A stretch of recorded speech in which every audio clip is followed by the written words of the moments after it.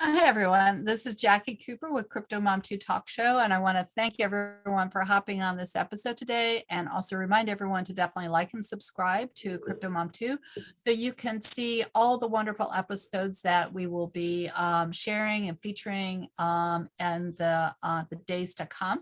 Today, I have two special guests on that we've been laughing and talking offline before, and they are creatives in the blockchain space, and they're dads, and they are heavily involved in so many projects. But one in particular that we're going to be talking about today that I want to invite everyone to definitely check out, support, and enjoy, because they're all about education, and as am I. For those that don't know, who I am and why I started Crypto Mom 2, I'll just quickly share. My background's a lawyer, and I love law, but I'm also an educator, and I'm also a single mom. So all that combined made me decide that I wanted to start the Crypto Mom 2 talk show, because as I was starting my cryptocurrency journey and exploration on the blockchain, I was realizing everything that I did not know. And I also realized that I wanted to help those that were also beginning their journey, both from the idea of protection as well as the idea of exploration. Again, these shows are not financial advice. You have to, do your own research. With every investment, there's always a risk. And just like with cryptocurrency, NFTs, everything else, it goes up and down. So you've got to do your own research. But part of what I'm trying to do is to provide you the resources so that way you can make the decisions that are good for you and your family. And I've had so much fun doing this because I've been talking to people all around the world. And today I want to hop on over and welcome my guests. How are you doing today, guys? Hey Jackie, how are you? Good. Good. So why don't you go ahead and introduce yourselves and share today the platform that we're going to be exploring and discussing and talking about. Sure, I'll go first. I'm Fu, or AKA Funster. I'm a co-founder of Wall Street Fam. And Matt, I'll hand it over to you. I'm Matt, aka McShizzy. I'm also the co-founder with Foo. McSizzy! And at some point during our conversation, if you guys want to share the screen and show the platform, feel free. Tell everyone who's listening, how did you get started on this journey? What's your backgrounds? I'm all about stories because I know my career path has been not straight and narrow. It's been very curvy, and I've had a lot of fun with it. So who wants to share first? I could go first. So I mean, my story with regards to crypto is I first heard about it. I still have a picture of like where I was and everything, like how exciting it was to learn about it. It's like in early 2017, right before the big that big rise and collapse in 2018, right? And just learning about the technology and the key problem of that the blockchain space solved, right, to remove intermediaries and to allow to have a protocol that allows for trustless, right? You don't need to trust other people, and you can just trust on the algorithm, right, to do what it's designed to do, and and just the problems that Bitcoin at the time was. Bitcoin is kind of the biggest thing, and still is, and like how that help people all around the world and could change the financial industry. That was like very, very empowering and exciting. I just like went down a rabbit hole, just read everything I could, listen to everything I could, and just really got into it. My background is I have a master's degree in electrical and computer engineering. So I've been in the software industry for a while, doing project management and some coding here and there. And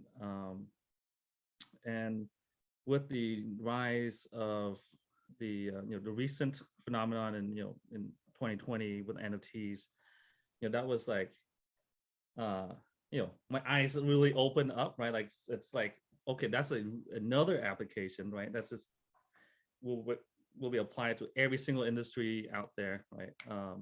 Anything that basically a certificate for your college degree to, you know, how authentic your wine is and when it was created, right? To gaming, right? Where you own the assets instead of the company.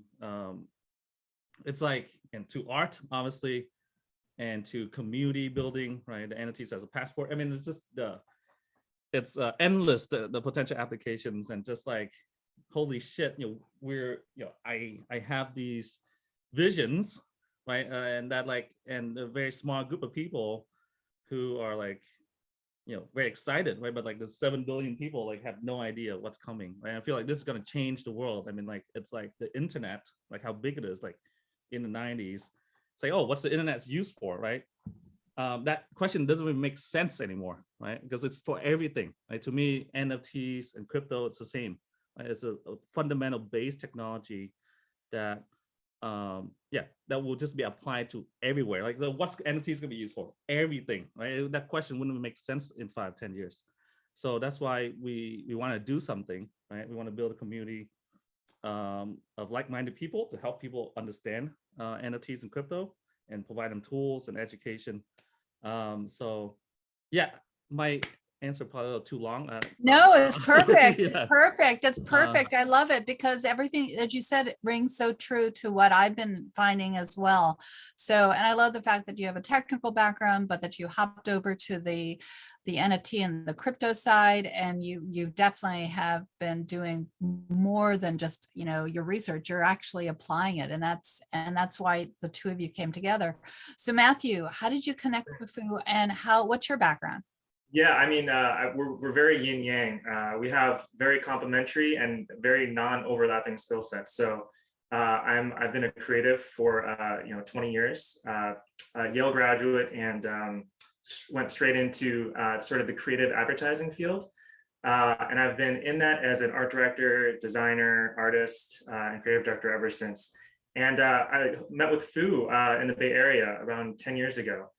Through friends of friends, and we just kind of hit it off. Opposites attract, and also fight a lot, but mostly and, play a lot of ping pong and tennis. Yeah, a lot of good bonding, and I think my crypto journey began probably a long time ago when I kind of first heard about Bitcoin. A lot of my classmates. We're kind of around that Mark Zuckerberg kind of like, age group where, people are kind of exploring the Bitcoin just came out, and it was like, fractions of a cent. And I remember thinking about that and like, oh man, I could, spend $5 on, 1,000 Bitcoin, or I could just like, I could buy a coffee instead of, so then, fast forward a few years and, we're kind of brainstorming again, Fu and I. And he's on this sort of like crypto expedition, to kind of spread the word and educate people, around kind of the space. And we're just kind of like brainstorming and riffing. We were kind of doing that for months until we kind of came upon sort of our concept. And I agree with Fu. The crypto and the NFT space, especially, has a lot of room for these conceptual ideas, kind of reframing and then thinking about. Just a whole bunch of things. A whole other podcast, that we need to kind of dive deeper into it. But it really is kind of a deeper kind of thinking, which is what attracted me first and foremost as a concept guy. So, yeah. So what did you guys create? Now that you're together, you've created this platform, and what's it called? It's called wastfam.com. You can go there. So it's the marriage of art and tech. So basically, it's our vision is a community, right, of like-minded people who are interested in NFTs and don't want to be left behind, and we build the tools and contents to help people, and then the NFT itself, right, is resembles the people in the community. Right, so like kind of the big picture that I have is, in a few years, literally every single groups of people will have an NFT that resemble that group. It's kind of like a passport or a membership card, right? It can be your ping pong club will have an NFT. Like why not, right? It's you pay a membership, you go there and you pay $8 each time you go in, or you have a membership monthly. But then why not have the decision making, right? Who's better at knowing what to build and what adds value to the community than the community itself, right? Yeah. And the NFTs are the passports into the voting and proposals for the DAO, right? So that technology just really helps, build communities, right? And you can zoom out bigger, right? Like things like Bored Ape Yacht Club now, it's like a huge, international organization, right? Yeah, I mean, like very soon, the biggest organization might as well be a DAO and not a corporation, right? So you're using terms that some of my listeners might not know. What is a DAO? Why don't you explain what a DAO is? Okay, a DAO is a decentralized autonomous organization. It is basically an organization where anyone can join, or it's permissionless, right? That means that literally anyone from any country, you don't need you don't need paperwork or legal paperwork. It's just it's all enforced by the smart contract. So first, it's permissionless, meaning that if you just buy the NFT, then you're part of the DAO, right? And that NFT allows you to make proposal or vote, right? That then gets executed by the foundation or the group of community members who are allowed to do that, right? So I mean, yeah, simply that's all it is, right? It's just it's just code that enforces that. But why is that so powerful is that it allows for coordination across borders, right? Across legal entities, right? So right now, if we want to build a company, right? Usually it's local. You start local because like you need to build some trust, and then you need to get an agreement, a contract, an LLC or whatever, right?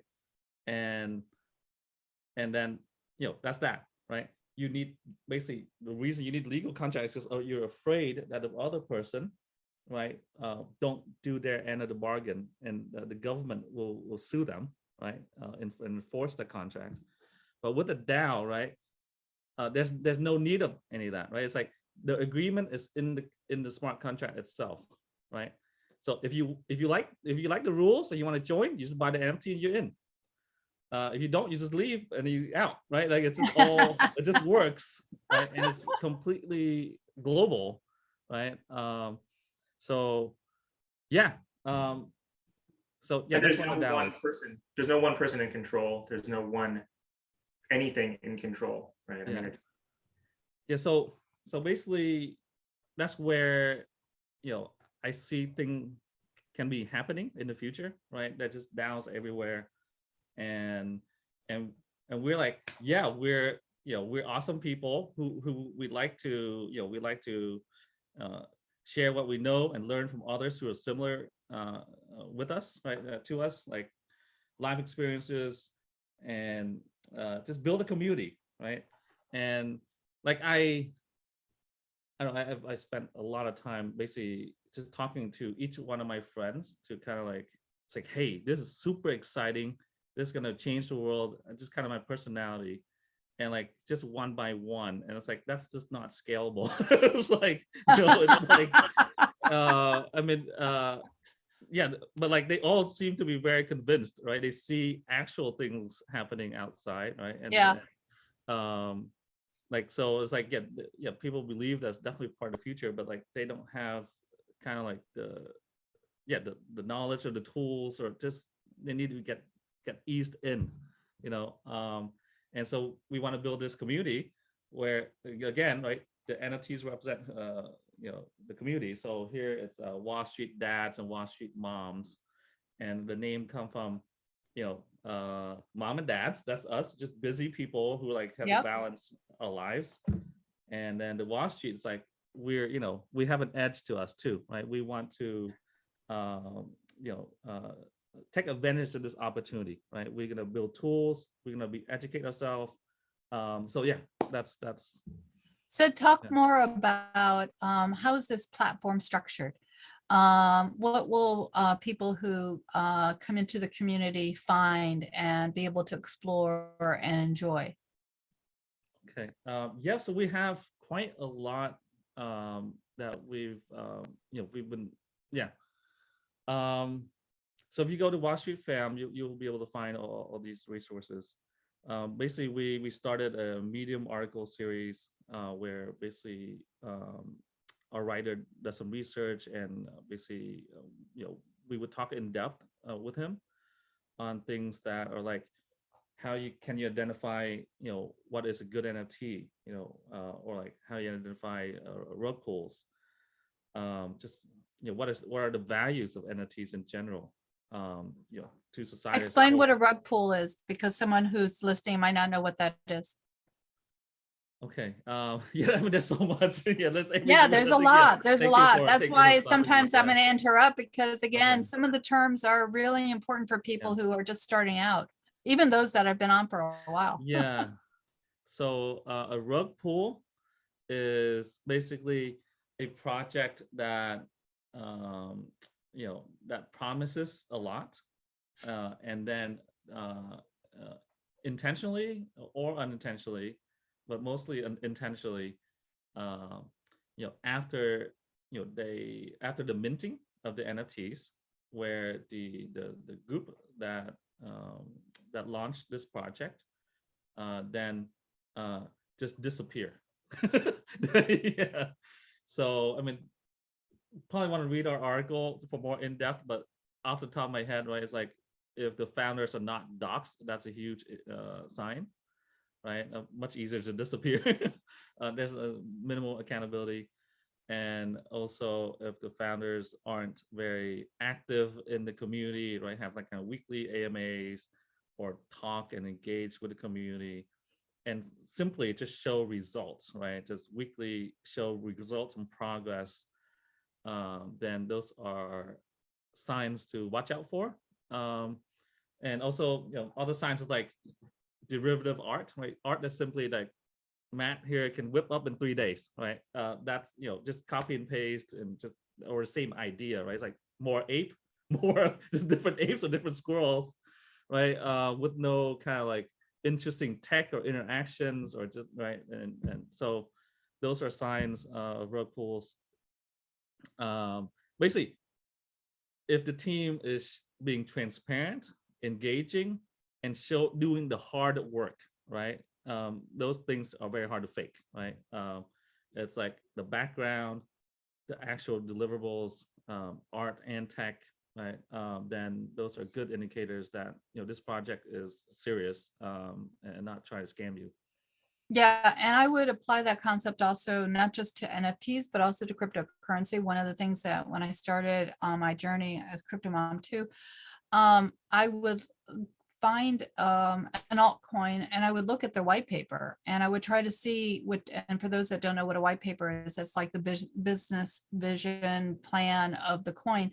I would try to see what is it just traditional legalese language? Is there an address? Do you see who the people are on there? Well, how much detail is actually explained on there so you can actually reach out and become part of, like you said, their community? Or is it simply just, I don't want to say a front, but just a face paper? Because again, if you're going to be putting your time, money into any of these projects, you want to make sure that they're going to stick around for a while and not, like, as you said, kind of disappear simply by closing the platform down. And then your funds, your investment, everything that you've put in is gone. So again, that's why research is really important. So you guys are going to be doing a lot of education and supporting people. What else are you going to be doing on your platform? So we're building this tool that's we're super excited about. It's called Vibe Raider, Mhm. and basically it's a way to assess NFTs within a collection. So let's say you're like, oh, I want to buy a Bored Ape Yacht Club, or I want to buy whatever, right? Cool Cats, or let's say Washington Fam.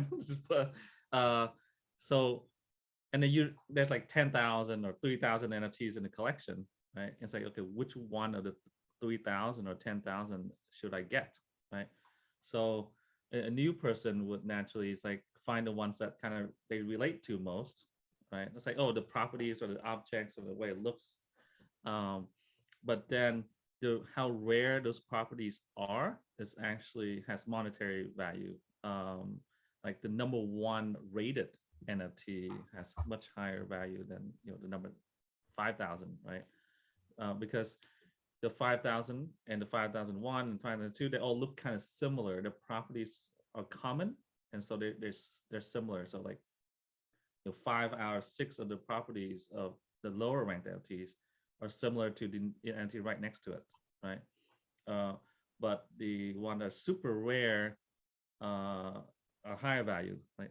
So there are a lot of rarity tools out there, but our tool, we actually built it because we ran into the problem that with our own collection that the ratings that were used out there that didn't solve, right? So one is properties can be rare, right? Let's say you have 2 items where the properties are equally rare, but one is those properties are coordinated, right? Or they vibe with each other, right? So like the hat is like, has like tendies on it, or like we're holding tendies, or you're holding chicken and you're holding chicken tenders, you're wearing a shirt, where's my chicken or whatever, right? That's all vibe with each other. So that art looks really cool, and it's actually even more rare that it's coordinated, right? So that's called a vibe in our tool. So we were able to track and score that as well. And then the other thing is that why should a specific property such as the eyebrow shape or the background color have the same weight as the shirt, right, or the outfit, something that actually takes up more space pixel wise and more relevant to what the community care about, right? So that's so we have another way to do that, trait weighting. So no other tool does that. So yeah, so that's so Vibrator. So that's kind of just want to mention though, what that really does, and I think is the big innovation, is that allows you to put control back into the creators when they make their collection. They're the ones that determine what they think is the most valuable. And if it's purely based on just the incident number of a particular number of elements, that may not jive with what the creators think that and know are the most valuable. So this enables us to. So yeah, we can. Yeah, so we had an example, an interesting example, right? Yeah, thanks, Matt. So like this other project, who's a friend of ours, Tribex. Actually, they're minting soon, next week. And they so we had a mutual friend who connected us, and they said that like, so their art is about African women empowerment, okay, and 90% or so are African themed, headdress, skin color, outfits are all like tribal, but there's a few Caucasian outfits, but they don't want the top 10 ranked NFTs in their collection to be all Caucasian. That'll be really weird. They're like, how do I deal with this? And then like they actually like had to like think of like just removing those metadata attributes, so they can't even show the metadata for the art. Like they were thinking of removing it so that it would make sense. But then we're like, yeah, you just can simply just trait weight using our tool, right? So yeah, again, putting the control into what's the intention is, or versus raw statistic, right? Yeah, no, that makes a lot of sense, because based upon who the creative person is and what the message is that they want to share, then they want to make sure that the value is also kind of balanced there as well. And I know that I'm going to be learning more about how to use the tool that you have, because for the simple NFTs that I've created, I also want to kind of, explore and experiment. And so I think it's really valuable for those that are in the community to check it out Yeah. for sure. So So go ahead. yeah, so to answer your question, what about this tool? So that's I can go on for hours. So like, but I want to take a How much time do we have? minute. So that's the kind of evaluation of how good an NFT is relative to its peers within one collection, right? Like, given that you want to buy something within a collection, you want to know like how good this NFT is, right? And then the other component is like the pricing, right? The actual price that is being sold at, or the history of the price, right? So if given two items are similarly ranked like 5,000, 5,001, right, and the price is different, right, you would want to buy the one that's lower priced that is similarly ranked. Right, the rank is essentially evaluation, right? So, or if things are same price and different rank, you want to buy the one that are lower ranked, right? If they're the same price, right? So we're building a visualization and some statistics and machine learning, right, to help you identify that, right? And you can check out all the other features that we're building as well on viberadar.io. You can also go to it through Watch Your Fan, but it'll explain in more detail there. And if you have any questions, just join our Discord and we can answer it. Yeah. And sorry, Matthew, for everyone who's listening, if you don't have a paper and pen and you're driving or just kind of, listening, enjoying, you can always come back to this episode. All the links will be in the blog below. So that way you can then connect and learn more. So go ahead, Matthew. I just wanted to mention that people don't have to worry about writing things down, because I'll definitely make sure that they're in the blog below. Yeah, perfect. No, I just wanted to add on to what Fu was saying. When he mentioned lower ranked, he meant that's a lower number, which is like higher values. Like number one, I think in his language, Okay, yeah. Just want to make sure that people understood that lower ranked in Fu's language meant like number one is like the lowest ranked, because one lower is number. I think lower number, right? Highest lower ranked number, yeah. Right. Highest ranked, yeah. Yeah, it's all how you interpret it. So I know we're going to be having more than one conversation, about your platform and what you guys are doing. Is it ready for everyone to kind of hop on now and explore, or is it being launched? What's the time frame for all this? Okay, so I mean, there's multiple components, right? So there is an existing community where you can come in and hang out. And if you own an existing Washi Dad NFT, there will be about 9-10 channels that are only viewable or accessible if you own the Washi Dad NFT. What's in there is like a holler chat and kind of like the latest news on our development, and also basically notifications of various other projects that are minting, and like are filtered, right? Like it's like we do some analysis to filter out to reduce the amount of work that you would do in terms of finding new NFT projects, right? So like we have someone full time just simply going to all the finding all the upcoming minting projects, and then filtering out as much junk as possible, and then do a small write-up of the ones that are upcoming. That is, so again, it's a filter list about like just basically each day is like 1 or 2 projects that we believe that are not rug pulls, and not that have a chance, right? Again, do your own research, but I was about to say service. Disclaimer there, but yes, absolutely do your own research. Here we're just doing some filtering, right? There's like 80%. If you go to like NFT drop sites, like 80% on just like junk, so we do some filtering, and so yeah, that's the existing community. I just wanted to also, just shout out just a higher level in terms of like who's in the community. We have, an awesome demographic of, parents and also non-parents. We have first timers who, our Wall Street dads were the first ones that they've ever owned. And, we've been sort of that bridge into, we're newbie friendly. Right, we're very newbie friendly. Just come and say, hi, I'm a noob, and we'll help you. Yeah. Exactly. And then we have really experienced people as well, people who, have wallets full of hundreds of even our NFT, as well as other, and people who are, members of other channels, but who just love ours.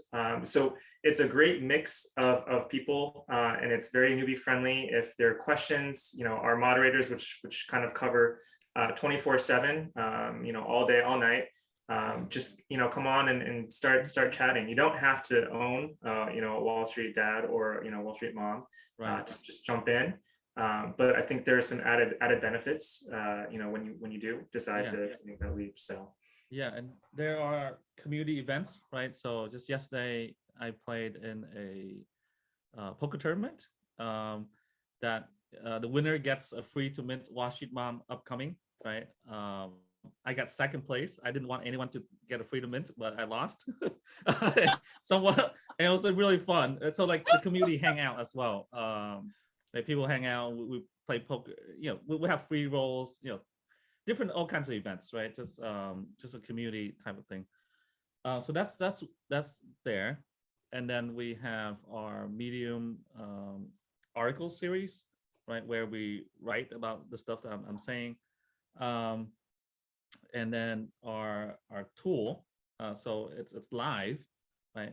But right now there's it was just launched, right? So there's only a couple projects there. In the coming weeks, like 2-3 weeks. Don't hold me to that, but that is the goal. There'll be hundreds of projects on there. So we're basically doing scraping of OpenSea and putting their data into our tool. And then soon after the launch, right? So we're actively building this, the pricing engine, right? That we just talked about. So the rating engine, the rarity engine, that's built, right? And then the pricing engine, that's coming soon, right? And yeah, I'll you can just check out the interrupt features for and those. more details on the website. So for those that are listening, you might be listening now, or you might be finding this on the thread a little bit later. Again, remember that this platform that they're talking about is constantly evolving. So it's important for you to go ahead and check out the links, because even though we're talking about some of the things that they're featuring now, you might come across this, our conversation, a few months down the road, and there might be new developments. So even though we're definitely going to be having, years, exactly. We definitely going to be having more than one conversation. Yeah. I just want to also mention, so we have basically full coverage, community, tech, content, and also the NFT art itself. And I just wanted to mention that it's also a little bit, it's unique in this space, right? Because, there are a lot of animals, there are a lot of apes and, ape-like creatures. There are a lot of, camels and squirrels and all that stuff. But this one, the one that we've created, is really centered around our demographic, us parents, caretakers, busy people, busy grownups. And the kind of core concept about it is really this idea about the way that we kind of balance things in our lives. And so you'll notice that there is a unique property of our NFT that I haven't seen anywhere else, which actually adds to the complexity tremendously, which is why we built Vibrator in the first place, is that they are basically holding in different grips and in different ways, different objects that represent, and that's through this generative process about matching all these hundreds of things. You create these stories about, each NFT holds two different objects, two different things, two different items that symbolize potentially different aspects of their lives that they're juggling. And so I think it just adds a whole other level of depth and complexity, storytelling, and personality to each one of these NFTs. They are so unique, and I think, like, well, I know that they're a Guinness Book World Record of uniqueness. It just takes a few months to actually apply to the Guinness Book, so we will. But every one of these is so unique, and the moms especially. If you've taken a look at our dads, which are on OpenSea, they are already unique, but we kicked the moms up so much more because, you know, every mom has a completely different haircut. You know, every mom has accessories, multiple different objects. Yeah. You know, like, and so, I I mean, can tell you that like I'm like, Matt, you're working too hard. I'm like, you know, Matt is like a perfectionist, and he go edit with the art. Can we share our screen and just kind of show you Yeah, why don't what you Matt is share saying? your screen for a quick minute, because I want us to have more conversations, and I want us to be able to feature some of this in depth. But go ahead and Okay. share it for a quick minute, and then we'll do Okay. a wrap up. Yeah. Okay. What? Oh no, I have no idea what I'm sharing right now. you're sharing your That's desktop. okay. Your passwords. You're sharing your passwords. Okay. So yeah, so these are, you know, unreleased images that we're working on. Okay, so they may or may not be actual NFTs. But before I show you that, I want to show you, this is the folder with, I don't know how many, 58 subfolders in them. And each one of these folders have, like, you know, so this folder has 296 items in it. So basically, these are all the layers that are used Right. to build the moms. Yeah. And they're very These complex. are- The hands themselves require 12 different layers. Yeah. Because you basically have to grasp an object from below and above. You have left and right. You have open and closed. You have nails, and the nails Yep. apply to all the layers. And then you have gloves that apply to all the layers as well. So you I are totally up understand uh, everything that you're doing. to like Yeah. an insane So- amount of elements. And I think, you know, this is So, awesome. Food's giving you a it- sneak peek Is into. it- Yeah, is it like for those that have 2000? never created an NFT before, it's not as simple as just uploading. There's a lot of thought that goes into before the final digital piece is actually put onto a platform for sale. So, Right. So it's like approximately 2,000 art elements Yeah. to Mhm. generate the mom's collection. So these are some of the, you know, the things that, or the images that we're considering for the final set. So you can see, like, you know, there's lots of stuff going on in here. I love that one. the dad on the screen. So there's just like random quirky combinations that we didn't even That's can't even actually imagine, that's that come actually up. what's the greatest point about this is that with 2,000 elements, we can't account. I mean, we do have preset sort of like ideas of like coordinations of outfits, right? Like we have, you know, an Air Force pilot who has a uniform and a helmet, you know, but more than that, the combinations that happen through this random generative process gives us this kind of serendipity that we never would have. This one is Like dating this one, I back. was like, whoa! It's like, Yeah. we didn't think of this one when we created it, and then it just turned out randomly and so simply. And It's like, so I love just it. It's like such simple. a simple one. well, what holding I love hands. about it is Like, the wow. fact that it's holding hands, and Yeah. it shows the connection between all of us, which is exactly, I think, the way that we should end this right now, because Yeah. this is the NFT community, the blockchain community is very interconnected, very supportive of everything. And again, just like what you're doing, guys, I think that this is something that everyone needs to explore, learn, and become more a part of. I want to thank you guys for being on. I know we're going to have more than one conversation. And I'm also really super excited about that sneak peek of how you create, because I don't know that people are aware of the complexity of what it takes to make a successful NFT digital art. For those that are listening, definitely like and subscribe. I just want to do a small share on my part. For those that are also following me, I definitely want you to hop over to Amazon. I'll have my link as well, because I am in the process, depending upon when you hear this, of publishing my first fairy tale. It's called The Bitcoin Cinderella and Her Adventures on the Blockchain. I actually finished it yesterday, and I'm super Nice. excited about that. And it is Congratulations. about to be released in time for the Bitcoin 2022 conference, but it's the first Web3 fairy tale series. And so Samantha's going to take us on a journey both in the NFT world, in the metaverse world, and all over the blockchain. And I think everyone is going to be excited because it integrates both the technical terms within a fairy tale. And so you can share it with those that you love so they can also learn a little bit more. And it will also have access to free online resources. So definitely hop over to Amazon. I'll make sure that the link is within this blog as well.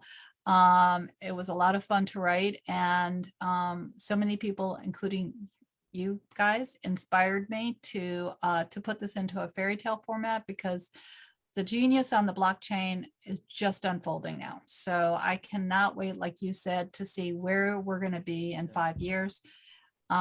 It's what was sci-fi 20 years ago is now reality. What sci-fi now is going to be reality. Everything is merging. So it's very exciting to see. So any last minute thoughts, guys, before we sign off? No, yeah, thank you for having us. Yeah, It's been a I was pleasure. excited to read the Cinderella story. Yep. When I heard the title, I thought it's you. It's an autobiography. It's like, yeah, that'd be cool. Yeah. So everyone, remember, be kind to yourself, be kind to others. We're all one world, and we all need to treat each other, as if we're connected, because we are. Have a great day, and I'll talk to everyone soon. Thank you. Bye. Bye.